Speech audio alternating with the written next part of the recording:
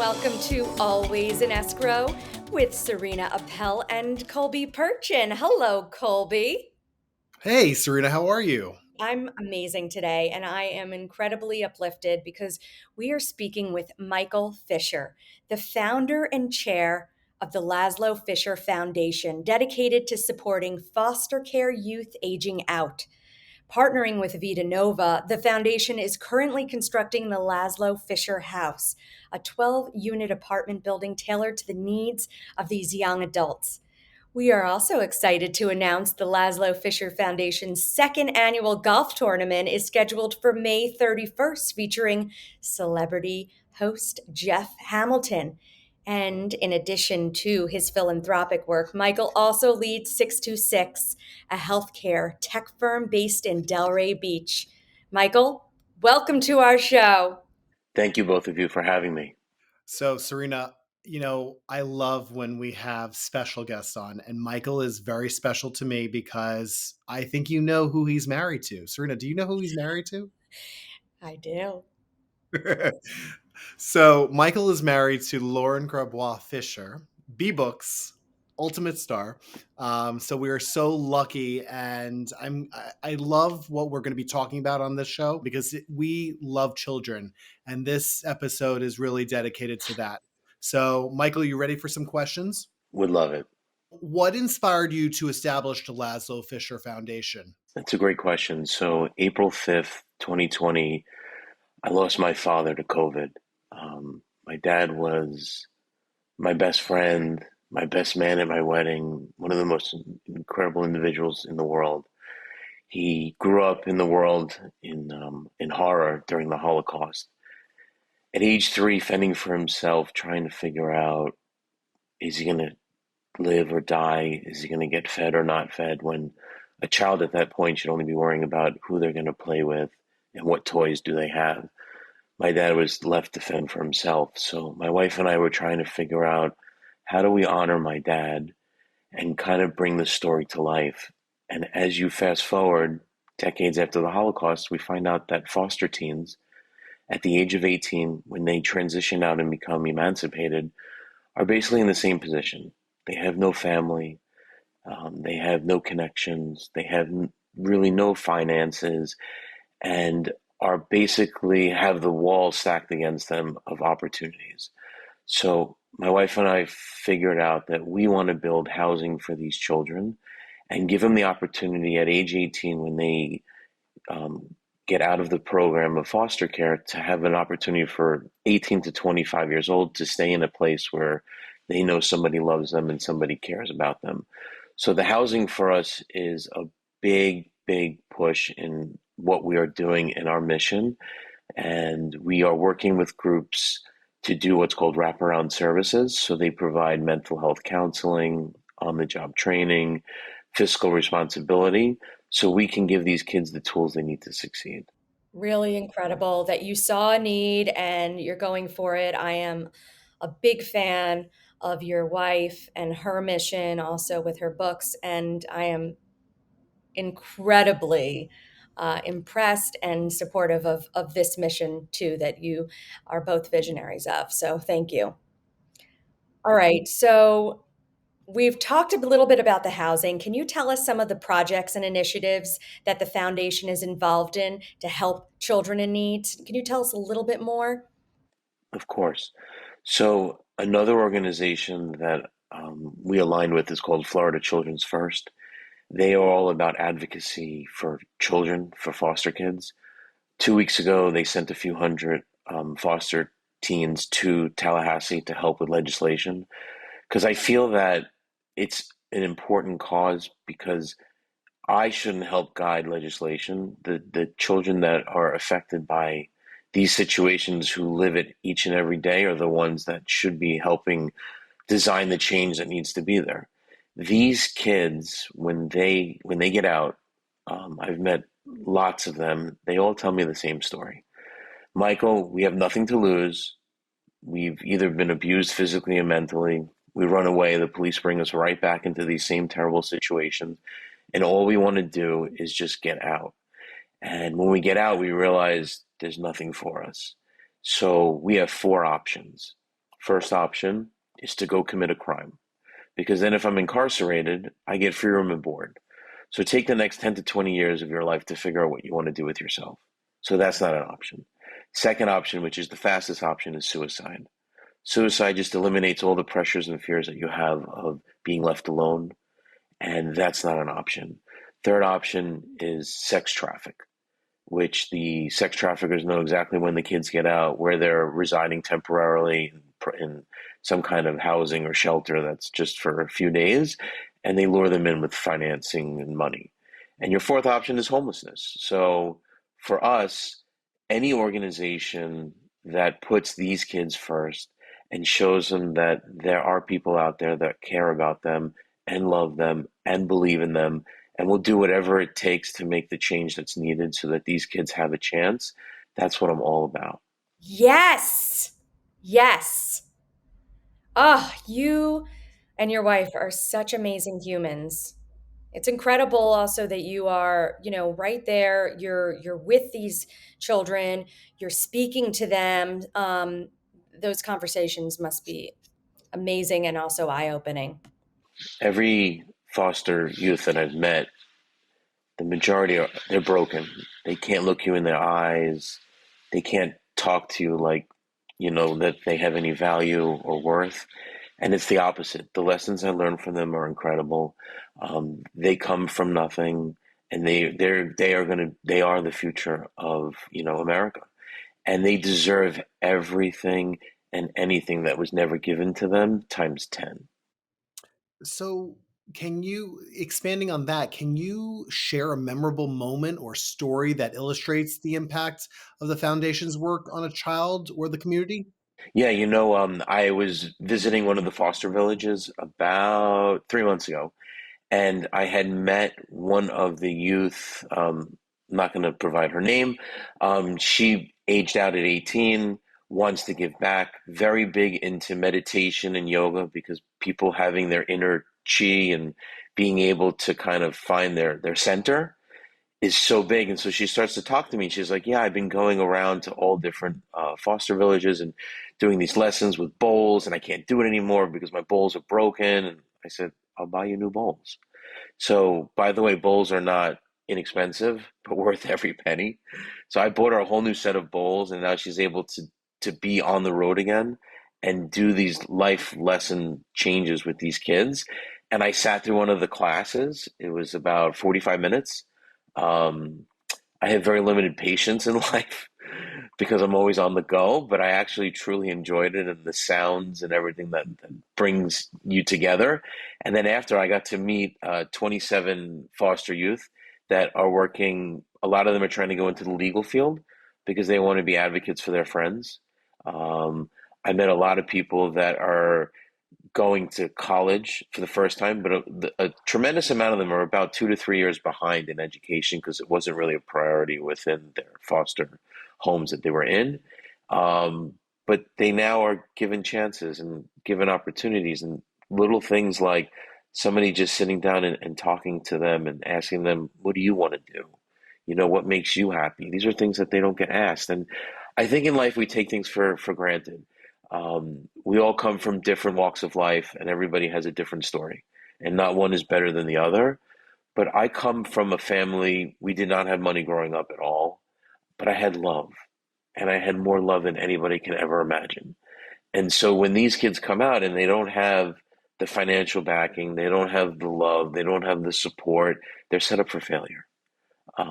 But by talking to them, it's truly incredible to see all how they persevered through what they went through, and now they are wanting to help others, which is the most amazing thing in the world. It's really incredible. The sound bath sounds incredible too, and I do know the power of that kind of sound healing journey.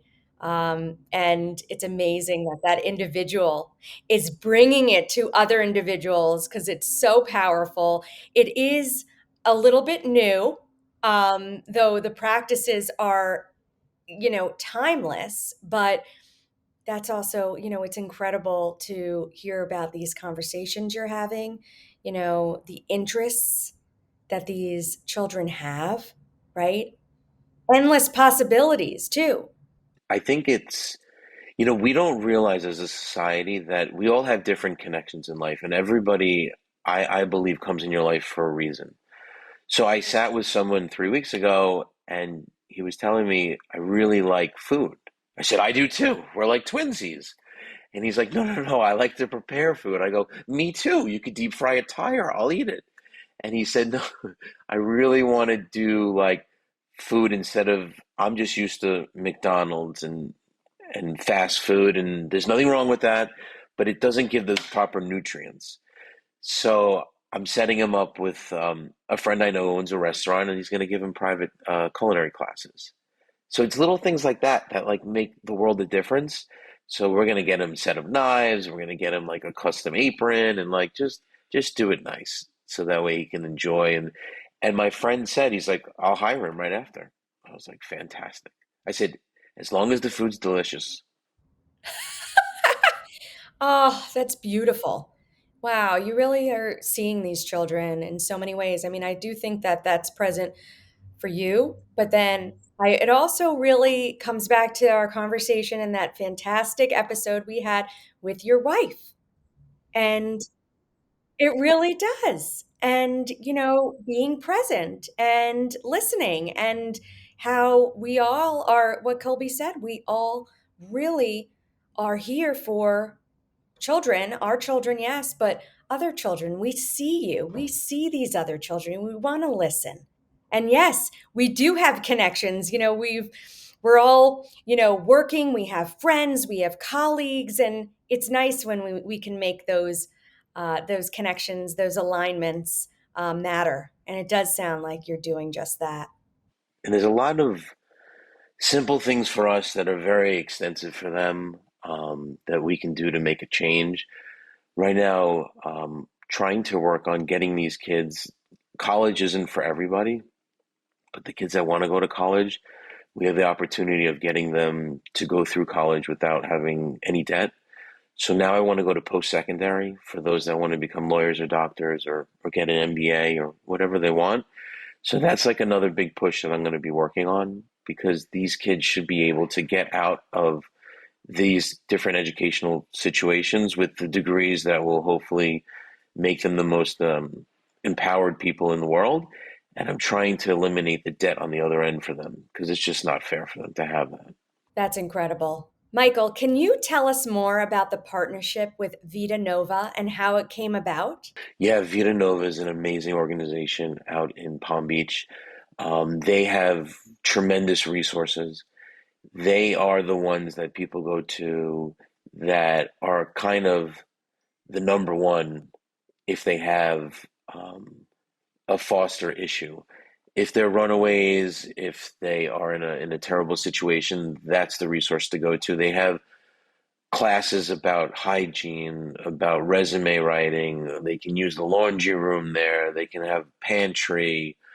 They currently have on Alpha Street in Palm Beach 32 units and another parcel of land to the right of them. When I met Jeff DeMario, who is the CEO, we connected right away. He understood my passion and what I want to do, and he has given me the runway to do things that I need to do to get things done.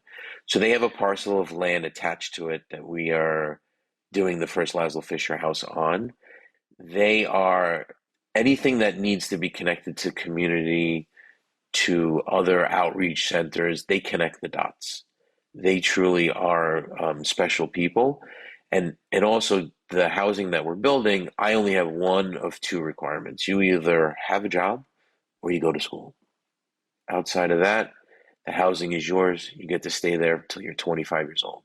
I feel in the 7 years you will really grow as an individual, and you are not just being thrown to the streets. Because if you look at affordable housing nowadays, it's non-existent. A one-bedroom apartment's $2,000. Who could afford that? Nobody. It's just not attainable. So that's why I selected Vita Nova. So, what are you looking forward to, and what can guests expect at the second annual golf tournament supporting the housing and foster youth? So last year was our first event. We had 150 people. I had 52 sponsors. I had 163 items donated for our silent and live auction. This year, we're able to honor a very special, kind individual, Jeff Hamilton. He, if you don't know, is original Guess Jeans designer. He makes all the celebrity jackets after all the big NBA championships. Every day he's either with dinner with Drake or DJ Khaled, or he's hanging out with Madonna. Um, I don't know how he travels so much and always has a smile on his face, because travel is not the easiest. He is somebody who gives back constantly, all the time. And when I spoke with him about the foundation, he said there's nothing more I would want to be a part of. And for me, it was just like, wow, you are the real deal. You are someone that is uber successful. People look up to you. You have 6.2 million followers, obviously for a reason, and you want to give back to society. He is custom making a special jacket, one of one autograph signed for our event. Um, I won't tell you the theme because that'll be a surprise. But at the event, also some other fun things. We're going to have some massage therapists before people get on the course. We have really cool activations. We're going to have cannons that shoot golf balls across the greens. And we're going to just have a lot of fun, raise a ton of money, and have some great people involved. There will be a couple other special surprises that people will see. Ooh, everybody needs to follow along. And of course, sign up because this is an incredible opportunity. All right, so can you tell us in what ways do you hope Jeff Hamilton's presence will enhance the experience for participants and supporters of the golf tournament? I know that a lot of people just want to meet him. They just want to talk to him. They'd love to pick his brain. He's a successful entrepreneur. He is just, and he's the life of the room. Like when you walk in a room, everybody like magnetized right to him. He he's a grandfather. I don't know if you guys know that. Um, and we actually sent them some of my wife's bee books that they opened for the holidays. So what do you expect from someone like Jeff? You expect celebrity, um, not really open person to talk to, closed off. He's the opposite. He's open to the world. He'll talk to every single person. He'll answer all of your questions. He'll engage with you. He'll look you in your eyes when you speak to him. He is the life of the party.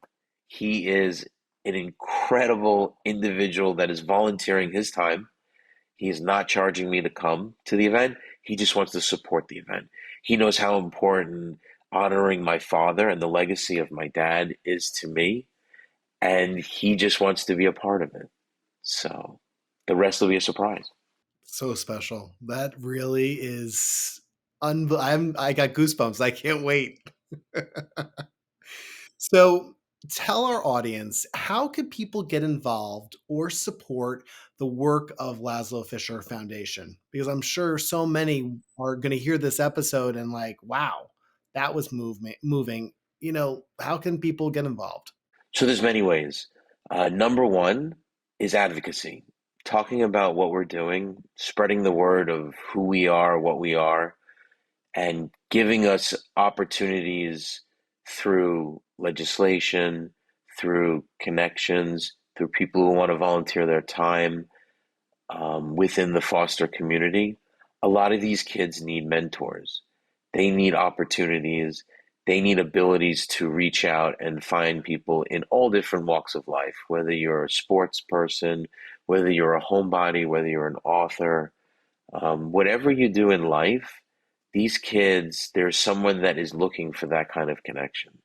So for me, understanding and learning more about the foster world that we live in our society, and seeing that these kids deserve the world and every opportunity to succeed, trying to figure out not everybody can give time, not everybody can give money, not everybody can give connections, but everybody has something that they add value to.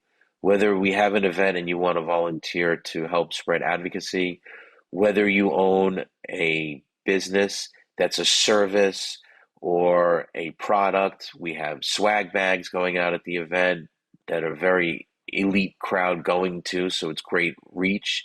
We're having silent and live auctions. If you own a restaurant and you want to donate gift certificates or experiences, or people love sports memorabilia or sporting event tickets, they love anything that's different. Everybody wants to give back in whatever way they want, but they always love to have something in return. So at the event, live, we're also going to, before the event, go online to show people the items that we're going to have. So every time I go out to eat, or I speak with a friend, or I go somewhere, like I just met an amazing chef 3 weeks ago that has cookbooks, and they're like a number one seller. So they're donating personalized cookbooks and some kind of fun seasoning. Anything and everything can be turned into baskets, can be turned into raffle items, can be turned into live auction items. Those are all things that are really beneficial to us for this specific event.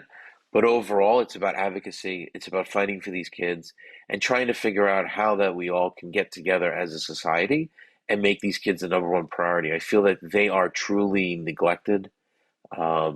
It's like you don't see it, so you don't realize. But we live in Palm Beach County, and there's hundreds and thousands of kids every day that are making a decision. Do I go to jail? Do I take my life? Do I end up in the sex trade? Or do I couch surf and live on the streets? None of these options should be options in the world we live in today. It just isn't.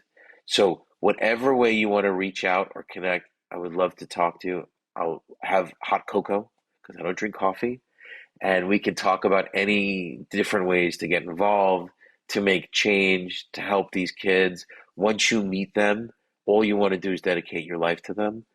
They are the truly amazing heroes that are unheard of and unseen. Right. Wow.